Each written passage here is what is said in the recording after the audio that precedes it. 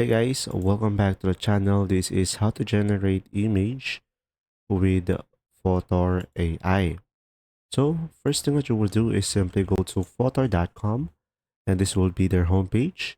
And after that, just simply select AI tools at the top and you will have here AI image generator.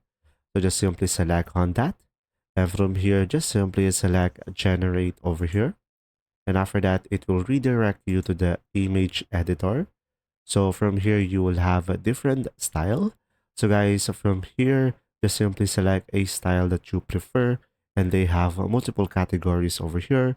So pretty much this will be depending on you. So now let's say my style is 3D cartoon animal.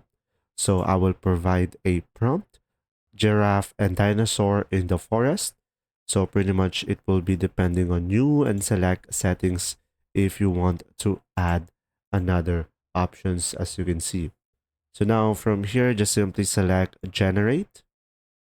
And as you can see, we could just simply select any of these.